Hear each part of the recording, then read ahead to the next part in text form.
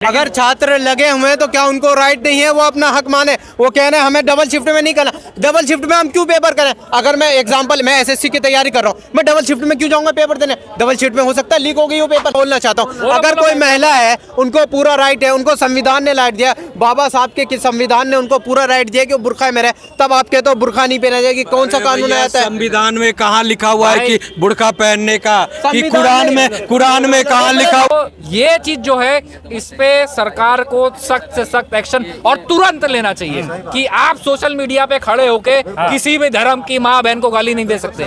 जिस दिन ये काम हो जाता है 1999 में 1962 में जब ईसाई चीन बन गया, पीओके बन गया, संविधान खतरे में नहीं था। वहाँ जाके क्यों खड़े नहीं हो?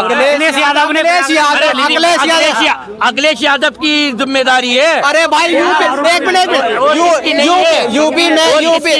यूपी में विपक्ष में अखिलेश यादव है तो कौन जाएगा भाई? नमस्कार, मैं हूं आपके साथ रंजीतार और आप देख रहे हैं आरएल टीवी इंडिया। जिस प्रकार से महाराष्ट्र में चुनाव चल रहा हो, इस टाइम पर गर्मी बनी हुई है महाराष्ट्र के अंदर और बीजेपी जिस प्रकार से सरकार बनाने का दावा ठोक रही है, क्या लगता है आपको? नमस्कार भाई। नमस्कार जी। क्या नाम है आपका? मेरा सुखदेव। अच्छा जी, महाराष्ट्र में जो चुनाव चल रहा है उसमें आपको क्या लग रहा है?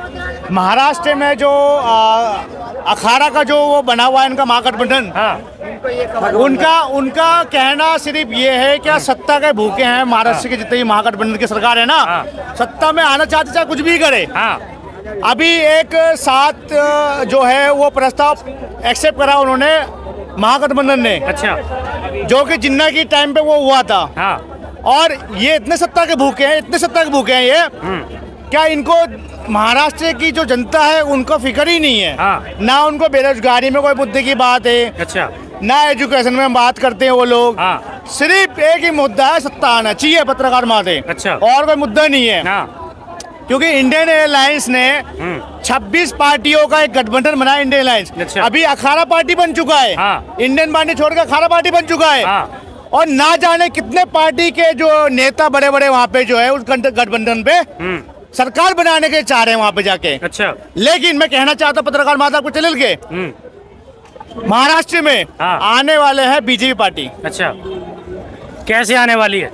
क्योंकि बीजेपी सरकार केंद्र में सरकार है, महाराष्ट्र सरकार में अगर अभी भी है वहाँ पे और दबा के काम हो रहा है महाराष्ट्र में। मुंबई से लेकर आपको महाराष्ट्र में दबा के, चाहे एजुकेशन ले लो आप, रोड निर्माण ले लो आप, जल ले लो आप, जो भी सुविधा ले लो, पूरा भरपूर वहाँ पे जो है वो सरकार दे रही है वहाँ पे। अच्छा जी। क्या बीजेपी गठबंधन ने वहाँ पर जो है सरकार में काम किया है महाराष्ट्र में? बिल्कुल काम कर रहे हैं। आज जो किसानों को जो है 3-3, 2-2 हजार रुपए मिल रहा है, आज दलित परिवार को मिल रहा है फायदा। आरक्षण के दाम पे, चाहे एजुकेशन के ले लो आप, चाहे किसी भी चीजों को ले लो, फायदा हो रहा है वहाँ की महाराष्ट्र जनता को। और आने वाले इलेक्शन पे आपके चैनल के माध्यम से कहना चाहता पत्रकार माते, जो सरकार बनने वाली है वो बीजेपी बनने वाली महाराष्ट्र पे। अच्छा। नहीं देंगे ये लोग, हमारी बात के खिलाफ ही मानते हैं, हम नहीं दे पाएंगे। आप नहीं दे पाओगे? नहीं दे। ये देखो इनकी जब बात आती है पत्रकार माते तो ये मुकर जाते हैं। अच्छा। इनके पास शब्द नहीं है। ऐसे ही राहुल गांधी जी है, इनके पास कोई मुद्दा ही नहीं होता है। सिर्फ हर जगह जहाँ पे भी इलेक्शन हो रहा है, ये जहाँ पे भी ये लोग जाते हैं राहुल गांधी जी, संविधान खतरे में है। अच्छा। संविधान कौन से खतरे में? पत्रकार माते पूछे जाता राहुल गांधी जी से मैं, आपने 33 संशोधन करा था संविधान में, जब खतरे में नहीं आया था संविधान, आज आपको संविधान खतरे में दिख रहा है क्योंकि आपकी सत्ता आ नहीं रही है। अच्छा। सत्ता के कितने भूखे हो आप संविधान पढ़ ही नहीं रहे हो। ना जाने कितने आपने इमरजेंसी लगा। एंकर साहब, मैं दो तीन वर्ड कहना चाहूंगा। स्वराज समझते हैं आप? भाई पढ़े लिखे होंगे, मैं ज्यादा पढ़ा लिखा नहीं तो मैं कमी। स्वराज समझते हैं आप? हाँ जी। क्या होता है स्वराज, आप बताएंगे डेफिनेशन? आप बताइए। छत्रपति शिवाजी के टाइम पे एक स्वराज था, ठीक है, मिशन था स्वराज, ठीक है। उसमें पता है स्वराज में क्या होता था आपको पता है? ना उसमें धर्म देखी जाती थी, ना उसमें जात देखी जाती थी, ना पात, ना अमीर, ना गरीब, सब इक्वल थे। छत्रपति शिवाजी की मैं जितनी इज्जत करता हूँ मैं बता भी नहीं सकता आपको मैं कितनी इज्जत करता हूँ। वो स्वराज के टाइम अमीर गरीब किसान सब एक सम्मान थे, सबको बराबर इज्जत मिलती थी। आज के टाइम में देखो, एक नेता है बाबा सिद्दीकी साहब, ठीक है, मुंबई में वो मर गया, प्रशासन में सवाल उठता नहीं उठता है। अभी इलेक्शन होने वाला, उठना चाहिए, बिल्कुल उठना चाहिए। क्यों नहीं उठना चाहिए? जब आवाम ने चुना है। एक मिनट, मेरा बात पूरा नहीं हुआ। अभी वहाँ इलेक्शन है महाराष्ट्र में, ठीक है। वहाँ की गवर्नमेंट ने अपने पर्चे में लिखा है कि हमारे जो अगर हमारी सरकार आ गई तो हम ये काम पूरे करेंगे। उनका फर्स्ट काम मैं बता रहा हूँ, उन्होंने कहा मैं है ना 2100 रुपए 1500 से हटा के 2100 रुपए दूंगा महिलाओं को, ठीक है। प्लस मैं जो वहाँ के फार्मर है ना, जो किसान है, उनको दूंगा 1500 रुपए, 1500 रुपए दूंगा, ठीक है। 1500 रुपए महीना दूंगा उनको। मतलब ये काउंट कर लो कितने हो जाते हैं एक साल के, कितने हो जाएंगे? 12 महीने का लगा लो, 12,000 वो 3 ये मान लो 15,000 रुपए देंगे वो एक साल का, ठीक है। मैं इनसे ये कहना चाहता हूँ, अगर आप इतने अच्छे काम कर रहे हो, जो अभी इतने बुरे हाल है वहाँ के किसान के, फार्मर की, महिलाओं की, गैंगस्टर खुलेआम घूम रहा है, उसको आप रोक क्यों नहीं पा रहे हो? क्या कर रहे हो आप प्रशासन में? ओके, प्रशासन में ऐसी कौन सी कमी है गैंगस्टर नहीं रोक पा रहे हैं? बताइए, आप बताइए। अभी जिस मुद्दे में बात कर रहे हैं इनका जवाब मैं देना चाहता हूँ। अभी ये इन्होंने बोला है क्या बाबा सिद्दीकी का मर्डर हुआ है वहाँ पे, वो गलत है, नहीं होना चाहिए था। लेकिन जिन्होंने ये कराया कांड, वो अभी सलाखों के पीछे हैं, ठीक है। पहली बात ये। दूसरी बात ये कह रहे हैं क्या 2100 रुपए जो है वो 1500 से बढ़ा के 2100 रुपए वो जब अखाड़ा पार्टी की जो है सरकार बन जाएगी तब वो 2100 रुपए देंगे। मैं पूछना चाहता हूँ, जब इनकी सरकार है कांग्रेस पार्टी की हिमाचल प्रदेश में, तो वहाँ क्यों नहीं देते थे आप? वहाँ क्यों सरकारी कर्मचारी को 6-6 महीने तक की सैलरी रोका हुआ है? क्यों नहीं देते? वहाँ पे जाकर पूछा। उत्तर प्रदेश में भी तो बीजेपी की सरकार है, वहाँ देना चाहिए, दूसरी जगह दे रहे हैं तो 500 का सिलेंडर उत्तर प्रदेश में भी नहीं मिल रहा है। मिल रहा है, क्यों नहीं मिल रहा है? पत्रकार माधे मिल रहा है अपना, दे दें आप मुझे। पत्रकार माधे देखो, जिस तरीके से कांग्रेस पार्टी ये कहती है क्या 450 सिलेंडर मिलता था हमारे टाइम पे, आज वो 900 रुपए का हो गया है, ठीक है, जायज है मुद्दा। लेकिन सुविधा कितना मिल रहा है आप ये देखो ना। पहले 3-3 4-4 दिन तो लाइन में लगाने में लग जाता था, 4 दिन का जो है दिहाड़ी मर जाता था, उनके पैसे कहाँ जाएंगे? आज आप एक कॉल करो, आपके घर पे दे के जाएगा। क्या महंगाई हो चुकी? पत्रकार माते बताओ मुझे आप, क्या महंगाई हो चुकी है? 2014 से पहले जब गवर्नमेंट बनने वाली थी तो उन्होंने कहा था भाई 350 रुपए सिलेंडर दूंगा। आज 805 रुपए मेरे घर पे सिलेंडर आता है। अवाम अगर हमने चुना है, मोदी जी को मैंने पर्सनल वोट दिया, मेरा राइट बनता है, संविधान ने मुझे हक दे रखा है, मैं सवाल पूछूं कि भाई मेरे घर में 350 रुपए सिलेंडर क्यों नहीं आता, 805 रुपए में क्यों पे कर रहा हूँ? अब ये कहना है कि इतना, अगर इतनी बात है तो अभी जो नीट के पेपर लीक हो गए, नीट के पेपर लीक कैसे हो सकते हैं भाई? बच्चे जो है, जो स्टूडेंट है, फ्यूचर है हिंदुस्तान की, नीट के पेपर लीक करो, इलेक्शन बहुत अच्छी तरीके से हो जाता है। इतने लोग, करोड़ों लोगों का इलेक्शन हो जाता है, उसमें कुछ भी नहीं होता। इलेक्शन बहुत बढ़िया से करवा लेते हैं ये ईवीएम, जो इलेक्शन कमीशन है वो करवा लेता है। पर जो एक है, अब देखो नीट का पेपर लीक हो गया, वो नहीं हो सकता प्यार से, वो आराम से नहीं हो सकता। ये स्टूडेंट के लिए सवाल उठता ही नहीं उठता। प्रशासन की कमजोरी नहीं है। इन्होंने एक मुद्दा पकड़ लिया, अगर नीट की जो पेपर है लीक हो गया, मैं मानता हूँ वो सब प्रशासन का गलती है। चलो एक मैं मानता हूँ, इनके ही बात में बोल रहा हूँ। इनके ही सरकार थी राजस्थान में, गहलोत जी की। कोटा एक वहाँ का गांव का नाम है। वहाँ पे जो है कोटा में तकरीबन ना जाने कई लाख स्टूडेंट वहाँ पे पढ़ने आते हैं, लेकिन वहाँ पे आए दिन जब इनकी सरकार थी सुसाइड करते थे वहाँ के स्टूडेंट, तंग आकर। एक भी ब्यौरा इन्होंने, गहलोत सरकार ने आंकड़ा नहीं दिया कितने एक साल में कितने युवाओं ने और छात्रों ने सुसाइड करा और कितने पेपर लीक हुए, एक भी ब्यौरा नहीं दिया इन लोगों ने। उत्तर प्रदेश में परसों ही लाठीचार्ज हुई है यूपीपीसीएस और आरओ के एस्पिरेंट। हाँ, उसमें देखो, उसमें जो भी अभी डबल शिफ्ट का हंगामा हुआ था, बताओ उस पे क्या? उसमें भी कार्रवाई चल रहा है और उन छात्राओं की जो है बात मानी गई है। उन्होंने, सरकार ने ये बोला था आपका 2 शिफ्ट में एग्जाम होगा, लेकिन छात्रा ने उनको जो है ये बोला गया कि हमें 1-2 दिन नहीं चाहिए, हमें 1 दिन चाहिए, ठीक है। केंद्र और सरकार ने इस बात को मान लिया, फिर भी छात्र लगे हुए हैं क्योंकि ये विपक्ष वालों का सारा मिली भगत है। अगर छात्र लगे हुए हैं तो क्या उनको राइट नहीं है वो अपना हक माने? वो कह रहे हैं हमें डबल शिफ्ट में नहीं करना। डबल शिफ्ट में हम क्यों पेपर करें? अगर मैं एग्जांपल, मैं एसएससी की तैयारी कर रहा हूँ, मैं डबल शिफ्ट में क्यों जाऊंगा पेपर देने? डबल शिफ्ट में हो सकता है लीक हो गई वो पेपर, मैं क्यों जाऊंगा डबल शिफ्ट में देने? मैं एक शिफ्ट में दूंगा पेपर। डबल शिफ्ट का मतलब ये होता है, सुनो, पेपर तो एक ही आएगा ना, मैं क्लियर कर, एसएससी के पेपर या यूपीएससी का एक ही आता है ना मेरे दोस्त। अगर वो डबल शिफ्ट में, मैं गया 9 से 12 वाली शिफ्ट में, मैंने पेपर दे दिया, ठीक है। अब 3 से 6 वाली शिफ्ट है, हो सकता है पेपर लीक नहीं हो सकते मेरे दोस्त, मैं क्यों दूं? मैं एक शिफ्ट में, अगर आप इलेक्शन करोड़ों का एक बार में करवा सकते हो लाइन में लगवा के, तो क्या पेपर नहीं दिलवा सकते? क्या मैं क्यों नहीं दिलवा सकते आप पेपर? मैं आपके ही जवाब दे रहा हूँ। मैं वहाँ पे जो एक शिफ्ट का मसला चल रहा है, अगर कई लाख स्टूडेंट अगर वहाँ पे एग्जाम दे रहे हैं और कई लाख स्टूडेंट का अगर वहाँ पे सुविधा अगर प्रॉपर नहीं हो पा रहा है, 1% मान के चलो आप, अगर 2 शिफ्ट में अगर वो एग्जाम दे रहे हैं तो इसमें फायदा तो स्टूडेंट का ही है ना। भाई के लिए दिल से तालियां इतनी, एक मिनट भाई के लिए दिल से तालियां बजा रहा हूँ। मैं ये कहना चाहता हूँ, एक मैं हॉस्पिटल में गया, 500 मरीज है वहाँ पे मरीज की कोई सुविधा नहीं है। मैं उनसे कहूंगा 250 मरीज को मैं ये शिफ्ट में देखूंगा, 250 मरीज में से अगर 150 या 200 मर गए उनको मैं बाकी वाले शिफ्ट में देख लूंगा। दिक्कत क्या है, दूसरी शिफ्ट में तो हम देख ही रहे हैं। यही है ना भाई, गलत तो नहीं बोल रहा मैं, आपकी बात ही कर रहा हूँ। जिस प्रकार से दोनों शिफ्टों में जब एग्जाम होता है तो दोनों का पेपर होता है डिफरेंट, और दोनों का पेपर जब डिफरेंट होता है पेपर लीक होने की संभावनाएं बढ़ जाती हैं। आप ये समझिए, जिस प्रकार से यूपी पुलिस का एग्जाम लीक हुआ था 2 शिफ्टों में, आप समझ रहे हो इस बात को? इस वजह जैसे नीट का पेपर लीक हुआ था, उसके मद्देनजर रखते हुए सरकार, जो उत्तर प्रदेश सरकार है माननीय योगी जी का, उन्होंने संज्ञान लेते हुए यूपी पुलिस के 2 शिफ्ट में कराया गया है, क्योंकि स्टूडेंट की तादाद ज्यादा थी, सुबह और शाम।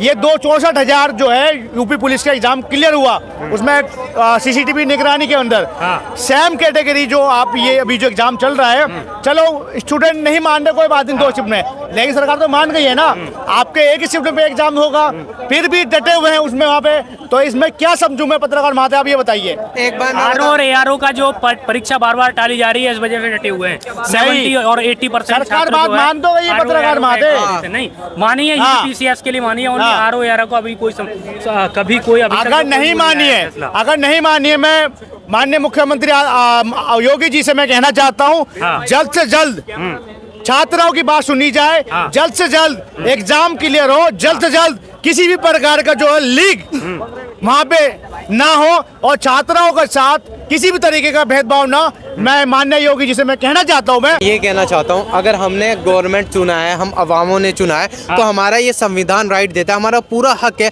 हमारा हुकूक बनता है कि हम ये गवर्नमेंट से सवाल पूछें अगर कहीं पे गलत हो रहा है तो। अगर हमारा नीट का पेपर लीक हुआ तो प्रशासन पे सवाल उठता है कि नीट का पेपर कैसे लीक हुआ। मैं मानता हूँ ये लीक सवाल, ये संविधान, प्रशासन इतनी कमजोर नहीं, कॉन्स्टिट्यूशन राइट है हमारा, सरकार से केंद्र सरकार से सवाल पूछने का हमारा कॉन्स्टिट्यूशन राइट है।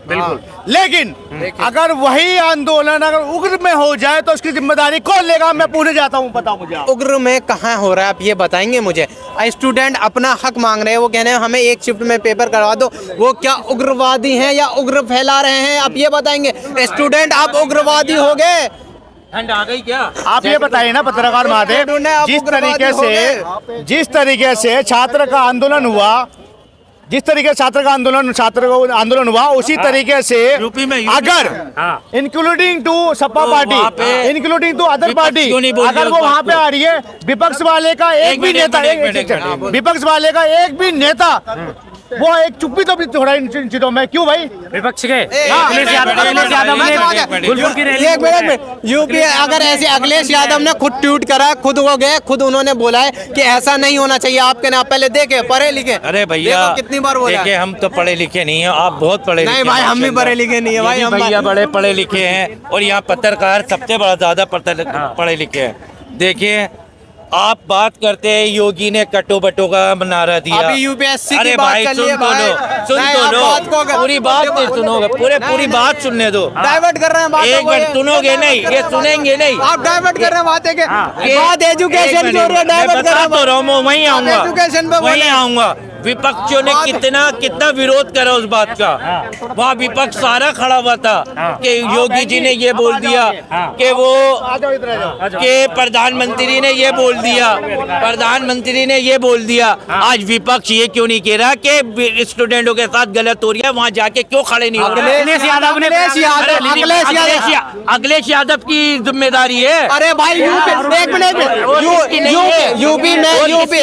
यूपी में विपक्ष में अखिलेश यादव है तो कौन जाएगा भाई? और किसी की जिम्मेदारी यूपी सिर्फ अखिलेश का ही है, जिम्मेदारी तो नहीं है। जिम्मेदारी तो 140 करोड़ लोगों की जिम्मेदारी है कि यूपीएससी में सवाल। मैं तो बोल रहा हूँ भाई, मैं तो स्टूडेंट के लिए आवाज उठा रहा हूँ कि ये गलत हो रहा है। मैं तो बोल रहा हूँ भाई, आप कह रहे हैं विपक्ष में कोई नहीं बोला, अखिलेश यादव बोल रहा है।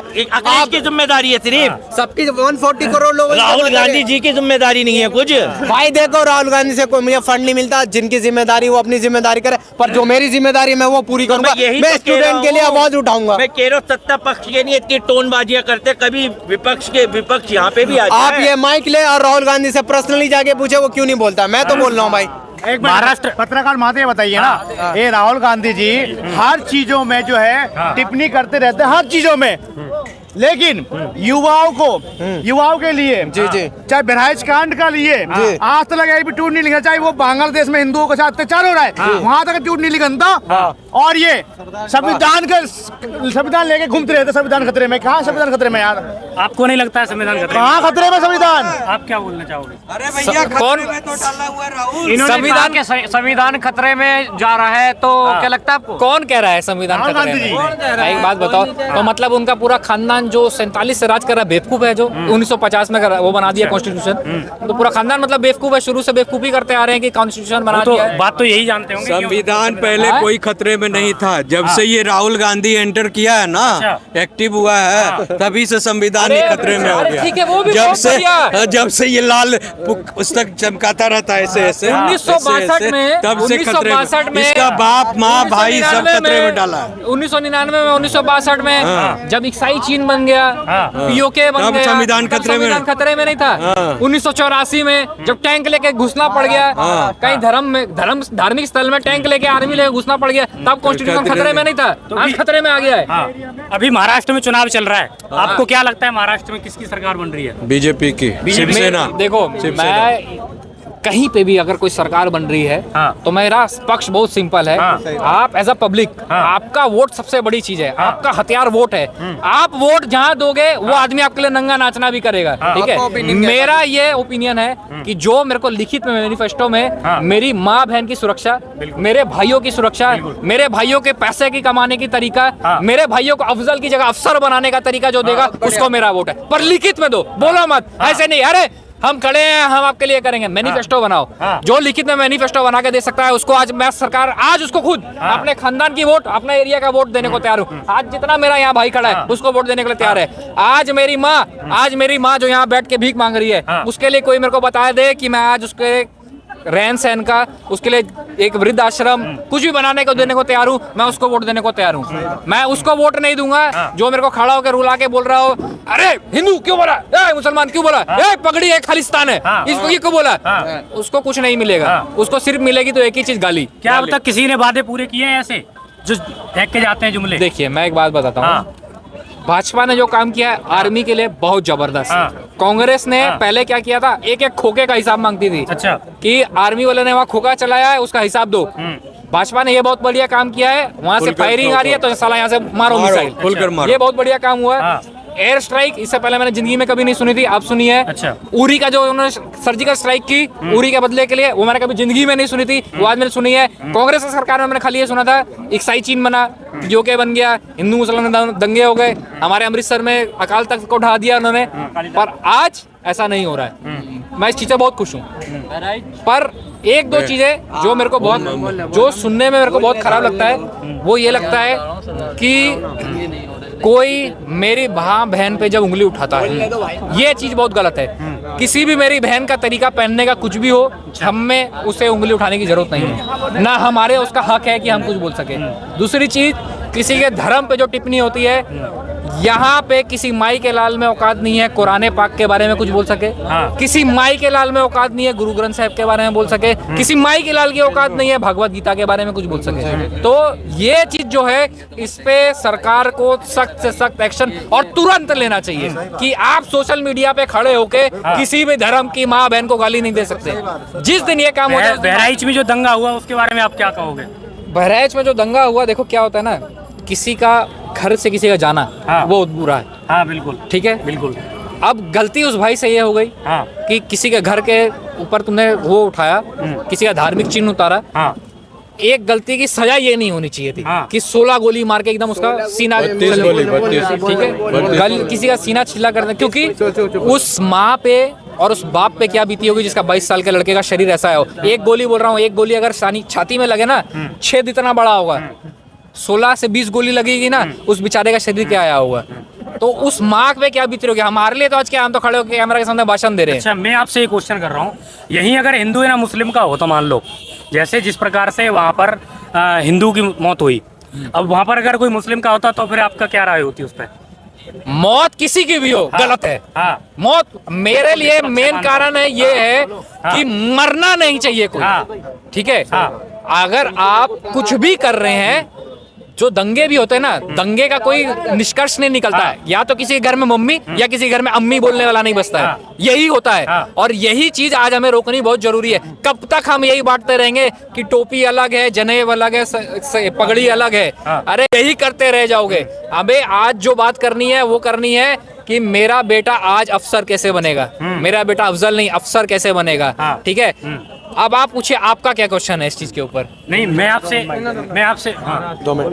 भाई ने बहुत अच्छी बात की। मैं ये बोलना चाहता हूँ, बुरखे पे यूसीसी कोड कौन ला रहा है? यूसीसी आपको पता है? पता है आपको? वो अभी कह रहे हैं लागू करें। बुरखे पे कौन बोल रहा है? जब बिल्किश बानो के गुजरात से जो रेपिस्ट बाहर आते हैं उनको मालाएं कौन पहना जाती है? जब मणिपुर में जब माँ बहनों को नंगा घुमाया जाता है तब उस पर सरकार एक्शन क्यों नहीं लेती प्रशासन? बहराइच में पूरी प्रशासन उसके साथ जारी है, शासन उसके साथ जारी है। राम गोपाल मिश्रा को कभी यात्रा किसी के घर पे जाने का राइट किसने दिया? मैं सरफराज की भी निंदा करता हूँ, सरफराज को कानून अपने हाथ में नहीं लेना चाहिए, पर अगर प्रशासन जा रही है तो उसको किसने राइट दिया? किसी के घर पे जाए अपना झंडा गा रहे हैं, प्रशासन रोक नहीं सकती थी क्या उसको? प्रशासन हमारी शासन जो है इतनी कमजोर हो गई थी? सवाल उठता नहीं। जब ये कहा जाता है कि आप पहनावे से पहचानो कि वो कौन है, कौन बोलता है ये? मैं 1 मिनट, अगर मेरी बात पूरी ना हो तो मत बोलना, मैं पूरी बात, ये सब कौन बोलता है? आप इससे क्या साबित करना चाहते हैं? आप सिर्फ आप ये इस मुल्क में सिर्फ क्या एक धर्म को टारगेट करना चाहते हैं आप? हमको एक बात नहीं, आपको निकाब पे अगर कोई महिला है, 1 मिनट मैं बोलना चाहता हूँ, अगर कोई महिला है उनको पूरा राइट है, उनको संविधान ने राइट दिया, बाबा साहब के संविधान ने उनको पूरा राइट दिया कि वो बुर्का में रहे, तब आप कहते हो बुर्का नहीं पहना जाएगी? कौन सा कानून आता है? संविधान में कहाँ लिखा हुआ है कि बुर्का पहनने का? कि कुरान में कहाँ लिखा